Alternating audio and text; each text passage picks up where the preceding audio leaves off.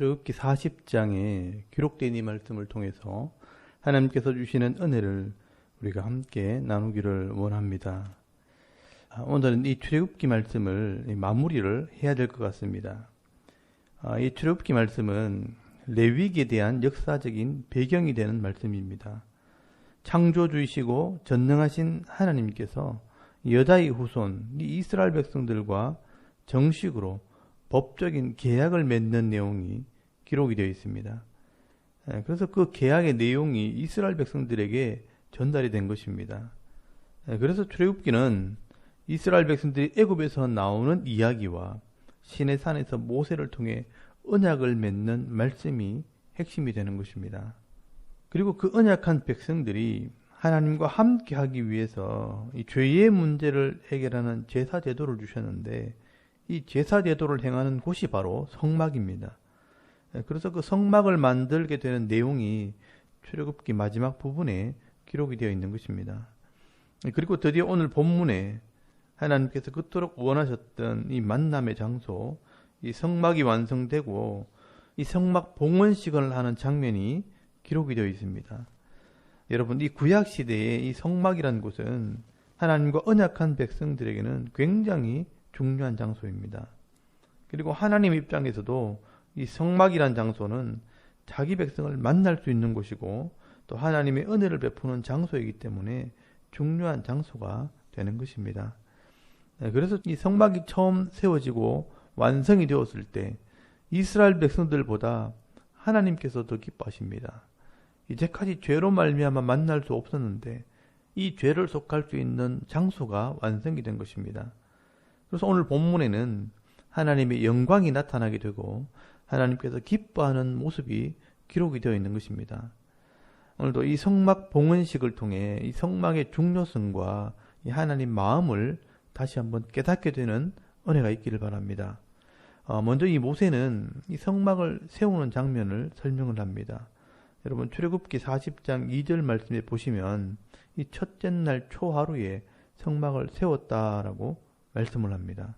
이스라엘 백성들이 출애굽한 지 2년째 되는 1월 1일에 성막을 세우게 됩니다.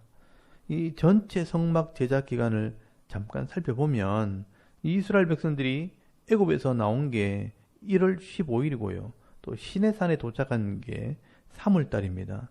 그리고 십계명과 이 레위 율법과 성막의 모양을 받으러 시내산에 올라가 40일 동안 있고, 또 금송아지 사건 때문에 두 번째 십계명을 받기 위해 또 40일을 시내산에서 있게 됩니다. 그러면 80일을 더하면 6월달쯤 되면 나머지 시간을 계산해 보면 약 5개월에서 6개월이 소요된 것을 알 수가 있습니다.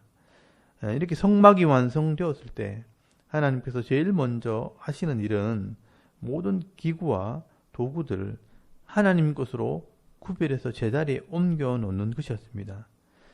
여러분, 2절에서 8절까지 말씀해 보시면 안쪽에서부터 차례대로 이 성막에 들어갈 물건들을 옮겨 놓으라고 명령을 합니다. 정거궤, 떡상, 금등잔대, 금향단, 또 번제단, 물두멍, 그리고 장막을 치고 이 장막의 문을 닫으라라고 말씀을 합니다. 그리고 9절 말씀에 제일 먼저 명령하시는 것은 관유를 가져다가 기름을 발라 구별하라고 명령을 하십니다. 여러분, 여기 구별하라는 것은 하나님의 것으로 구별하라는 것입니다. 이 구별하는 방법은 기름을 부어 거룩하게 하는 것입니다.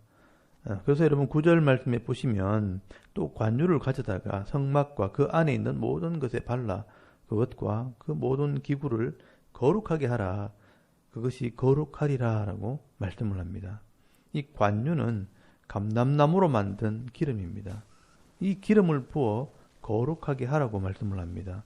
이 말은 하나님의 것으로 구별한다. 하나님 것이 되었다라는 뜻입니다. 그래서 구약에서 이 기름 부음의 의미는 세상과는 구별되어지고 하나님의 것이 된다라는 의미가 있습니다. 이것을 성물이라고 말하는 겁니다. 여러분, 이렇게 구약에서 구별된다는 의미를 이해하게 되면 신약시대에 구별되는 것도 이해하게 됩니다. 이 신약에서 거룩한 무리가 바로 교회입니다. 이 교회라는 단어가 에클레시아라는 단어입니다. 이 에클레시아라는 말은 구별된 사람들의 모임이라는 뜻입니다. 그래서 이 사람들을 성도라고 말하는 것입니다. 그러면 신약시대 성도는 어떻게 구별하는가? 여러분, 이 죄인이 예수를 믿고 언약을 하면 이 성령이 내 속에 들어와 예수를 믿게 하고 죄사함을 받고 세례를 받으면 거듭났다라는 표현을 쓰게 됩니다. 그래서 죄에서 구별된 거룩한 성도가 되었다라고 말하는 것입니다. 여러분, 구약에서는 기름 부음으로 구별이 된다면 신약에서는 성령의 임재로 구별이 되는 것입니다. 이 구별됨의 본질은 이 죄사함과 거룩한 삶입니다. 이 두 가지를 분명히 소유하게 될 때 우리는 하나님의 백성으로 복을 받게 되는 것입니다. 여러분, 이렇게 구약시대 기름 부음으로 하나님의 것으로 구별되듯이 오늘 저와 여러분도 이 성령의 충만함으로 구별되어서 하나님의 백성으로 은혜를 누리며 살아가는 거룩한 백성들이 다 되실 수 있기를 바랍니다. 그리고 이 모세는 성막에 있는 모든 기구들과 제사장들에게 기름을 부어 거룩하게 구별한 뒤에 성막을 세우게 됩니다. 그래서 17절에서 33절까지 말씀을 보시면 이 성막이 세워졌다라고 설명을 하게 됩니다. 여러분, 17절 말씀에 보시면 이 둘째 해 첫째 달 곧 그 달 초하루에 성막을 세우니라라고 말씀을 합니다. 여러분, 하나님께서 명령하신 대로 막을 세우고 그 위에 덮개를 덮습니다. 그리고 20절 말씀에 보시면 제일 안쪽에 법궤 안에 증거판, 즉 십계명을 넣습니다. 23절에는 떡상에 떡을 올려놓습니다. 25절에는 금 등잔대에 불을 켜게 됩니다. 27절에는 금 향단에 향을 피우고 29절에 이 번제단에 짐승을 태워서 제사를 드리게 됩니다. 그리고 31절에 이 물두멍에 모세와 아론과 그 아들들이 손과 발을 씻게 됩니다. 그리고 32절에 이 모든 것이 여호와께서 모세에게 명령하신 대로 되었다라고 말씀을 합니다. 여러분, 이 성막, 이 거룩한 장소가 완성이 된 것입니다.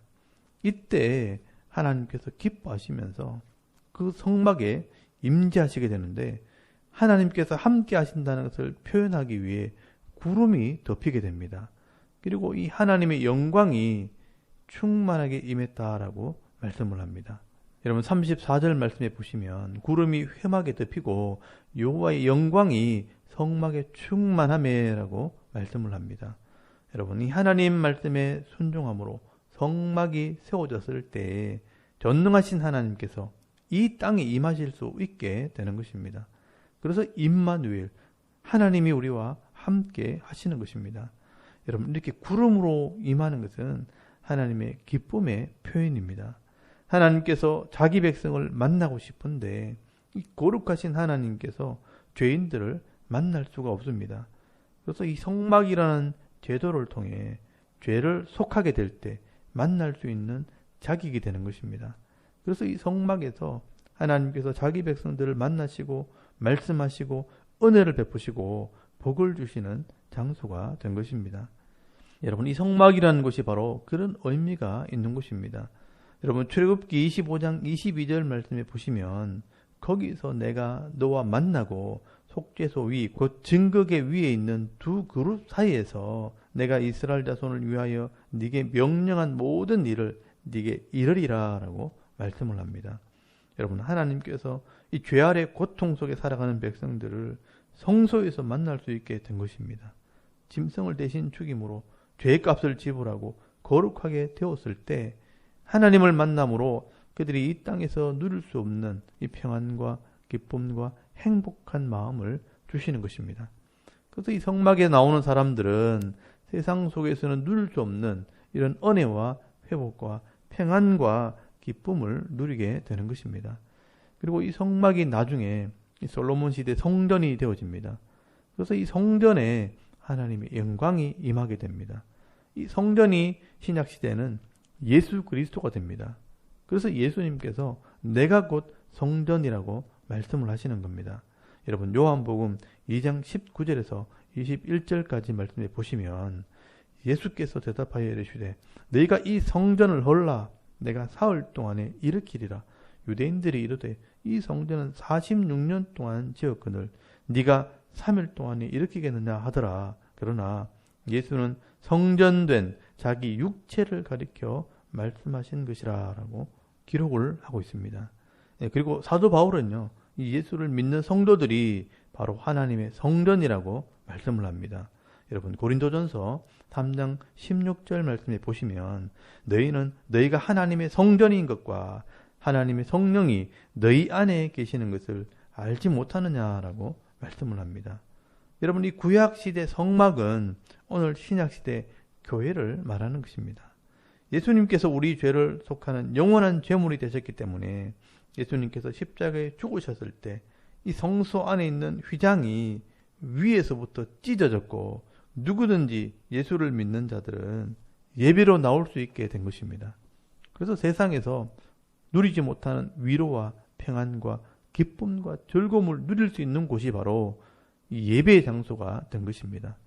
그래서 교회에서 하나님을 예배할 때 말씀을 통해 하나님을 만나게 되는 것입니다. 여러분 그 말씀이 세상을 이기게 하고 죄를 이기게 할 때 우리는 이 땅에서 복을 받아 은혜와 기쁨을 누리는 성도로 살아가게 되는 것입니다.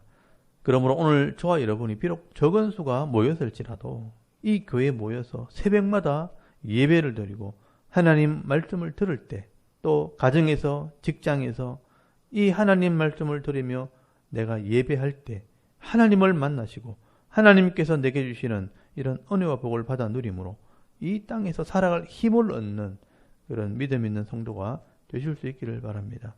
여러분 오늘도 이 출애굽기 40장 말씀을 통해 이 거룩한 장소 성막이 완성되었을 때 하나님이 기뻐하시고 하나님의 영광이 함께하는 이 모습을 보면서 오늘 신약시대 이 교회를 통해 이 하나님의 영광이 우리 성도들과 함께 하신다는 것을 기억하시고 이 교회 공동체 안에서 하나님의 영광을 보며 하나님께서 주시는 위로와 복을 받으시고 인생의 여러 가지 환난 속에서도 늘 이기는 삶, 행복한 삶을 살아가는 저와 여러분의 이런 영적인 삶의 모습이 되실 수 있기를 주의 이름으로 축원합니다.